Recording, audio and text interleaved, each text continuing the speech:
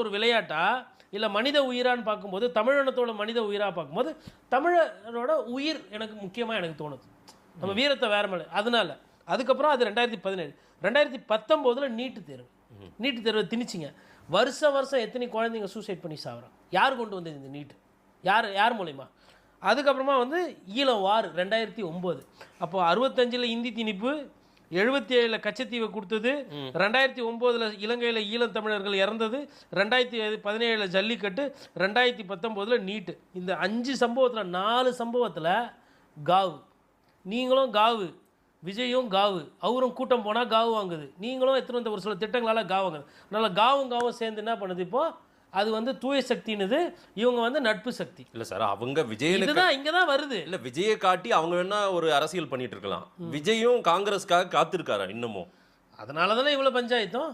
அது வருவாங்களா போவாங்களா அது தெரியாது. ஆனால் நான் பாம்பு போட்டேன்ல, வெடிக்குது இல்லை, பிளாஸ்ட்டுன்றாருல, யாரை வச்சு சொல்கிறாரு? இவங்கள வச்சு தான் சொல்கிறாரு. மாணிக்கம் தாக்கூர் எந்த தைரியத்தில் இப்படிலாம் பேசுகிறாரு?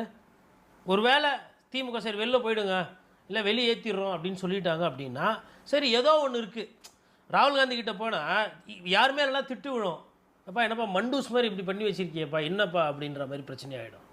இப்போது பரவாயில்ல, அறிவாலயம் இல்லைன்னா பனையூர் ஆப்ஷன் இருக்குது அப்படின்னும் போது திட்டு விழாது. இன்னொன்று என்ன சொல்லுவீங்க மார்க்கெட்டிங்கில்? Sir, according to the topography and the geography of South India, Kerala we are winning, Tamil Nadu we are going to conquer in future, Pondicherry we are having with the blessings of TVK and Congress. இப்படி இங்கிலீஷில் பேசுகிறோன்னா ஆஹா மேலே சொல்லு நல்லா இருக்குது. ஓ 3 மாநிலமா? ஓ காங்கிரஸ். இப்போ கேசி வணக்கம். ஆமாங்க ஐயா, நல்லா இருக்கு ஐயா.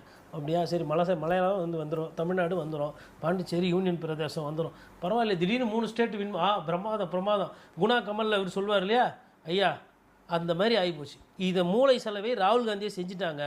ராகுல் காந்தியை மூளை செலவை செய்கிறது தான் இவங்களோட வேலையாக வச்சுருக்கிறாங்க. இன்றைக்கி பிஜேபிக்கு என்னென்ன உதவி பண்ணமோ அத்தனையும் பண்ணுறது இவங்க தான்.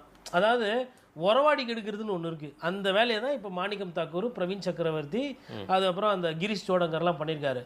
2024 பாராளுமன்ற தேர்தல் வந்தது. அப்போல்லாம் ஒன்றும் நிமித்தி ஜெயிக்க வைக்க முடியல, ராகுல் காந்தியை பிரதமராக விட முடியல.